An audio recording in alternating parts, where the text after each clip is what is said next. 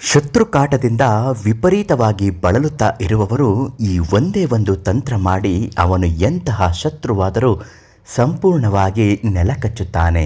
ನಿಮ್ಮನ್ನು ನೋಡಿದರೆ ಎದರಿ ಓಡಿ ಹೋಗುತ್ತಾನೆ.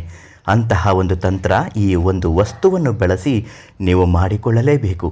ಶತ್ರುನಾಶದ ತಂತ್ರವನ್ನು ಹೇಗೆ ಮಾಡಬೇಕು, ಯಾವ ವಸ್ತುವಿಂದ ಅದನ್ನು ಮಾಡಬೇಕು, ಇವತ್ತಿನ ವಿಡಿಯೋದಲ್ಲಿ ನಿಮಗೆ ತಿಳಿಸಿಕೊಡ್ತೀನಿ.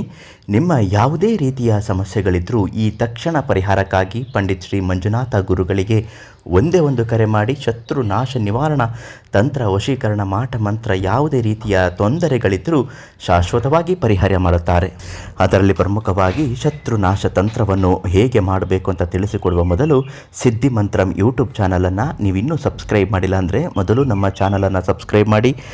ಎಷ್ಟೇ ಕಷ್ಟವಾದರೂ ಕೆಲವೊಂದೊಂದು ಶತ್ರುಗಳು ನಮ್ಮನ್ನು ಬಿಡುವುದೇ ಇಲ್ಲ. ಅವರು ಯಾವಾಗಲೂ ಒಂದಲ್ಲ ಒಂದು ರೀತಿಯ ಕಾಟಗಳು, ಹಿಂಸೆಗಳು ಕೊಡುತ್ತಲೇ ಇರುತ್ತಾರೆ. ಇಂತಹ ಶತ್ರುಗಳನ್ನು ಸಂಪೂರ್ಣವಾಗಿ ನಾಶ ಮಾಡಬೇಕು. ಅವರು ನಮ್ಮ ತಂಟೆಗೆ ಬರಬಾರ್ದು. ಯಾವುದೋ ಒಂದು ರೀತಿಯಲ್ಲಿ ತುಂಬ ಮಾನಸಿಕವಾಗಿ ಜೀವನಕ್ಕೆ ತೊಂದರೆ ಕೊಡುತ್ತಾ ಇದ್ದಾರೆ ಅಂತಂತಂದರೆ ತಾಮ್ರದ ತಗಡಿನ ಮೇಲೆ ಈ ಒಂದು ಶತ್ರುನಾಶ ಯಂತ್ರವನ್ನು ಬರೆಸಿಕೊಂಡು ಶತ್ರುನಾಶ ಯಂತ್ರದ ಮೇಲೆ ಕರ್ಪೂರ ಮತ್ತು 18 ಲವಂಗಗಳನ್ನು ಸೇರಿಸಿ ಒಂದು ಬಿಳಿಯ ಕಾಗದದ ಮೇಲೆ ಶತ್ರುವಿನ ಹೆಸರನ್ನು ಬರೆದು ಆ ತಾಮ್ರದ ತಗಡಿನ ಯಂತ್ರದ ಮೇಲೆ ಎಲ್ಲವನ್ನು ಸೇರಿಸಿ ಒಟ್ಟಿಗೆ ಸುಟ್ಟು ಹಾಕಬೇಕು. ಈ ತಾಮ್ರದ ತಗಡಿನ ಯಂತ್ರ ತುಂಬ ಶ್ರೇಷ್ಠವಾದದ್ದು, ಬಲಿಷ್ಠವಾದದ್ದು. ಎಂತಹ ಶಕ್ತಿಯುತ ಶತ್ರುವನ್ನಾದರೂ ಸಂಪೂರ್ಣವಾಗಿ ನಾಶಪಡಿಸುವಂತಹ ಈ ಒಂದು ತಾಮ್ರದ ಯಂತ್ರ, ಶತ್ರುನಾಶ ತಾಮ್ರದ ಯಂತ್ರ ಅಂತಲೇ ಇದು ಪ್ರಖ್ಯಾತವಾಗಿರುವಂಥದ್ದು. ಇದು ಪಂಡಿತ್ ಶ್ರೀ ಮಂಜುನಾಥ ಗುರುಗಳಿಂದ ಕೇಳಿ ಪಡೆದುಕೊಳ್ಳಿ. ಮೊದಲು ಅವರ ಶತ್ರುವಿನ ಹೆಸರನ್ನು ಹೇಳಬೇಕು. ಗುರುಗಳು ಶತ್ರುವಿನ ಹೆಸರನ್ನು ಹೇಳಿ ಅಷ್ಟಮಂಗಳಾಕಾಕೃತಿ ದಿಗ್ಬಂಧನವನ್ನು ರಚನೆ ಮಾಡಿ ನಿಮ್ಮನ್ನು ಕಂಡರೆ ಭಯಪಟ್ಟು ಓಡಿ ಹೋಗುವ ಹಾಗೆ ಮಂತ್ರಿಸಿ ಸಿದ್ಧಿಸಿ ಅದನ್ನು ನಿಮಗೆ ಕೊರಿಯರ್ ಅಥವಾ ನೇರವಾಗಿಯೇ ನೀಡುತ್ತಾರೆ.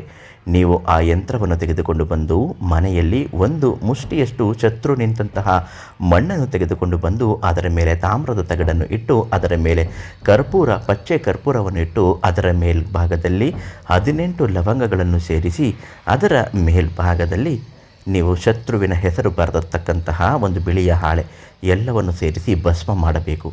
ಆ ಸುಟ್ಟಂತಹ ಭಸ್ಮ ತಾಮ್ರದ ತಗಡು ಸಂಪೂರ್ಣವಾಗಿ ತಣ್ಣಗಾದ ಮೇಲೆ ಆ ಮಣ್ಣಿನ ಸಮೇತ ತೆಗೆದುಕೊಂಡು ಹೋಗಿ ನಿಮ್ಮ ಮನೆ ಹತ್ತಿರ ಇರುವ ಹುತ್ತದ ಬಾಯಿಗೆ ಅದನ್ನು ಹಾಕಿಬಿಡಬೇಕು.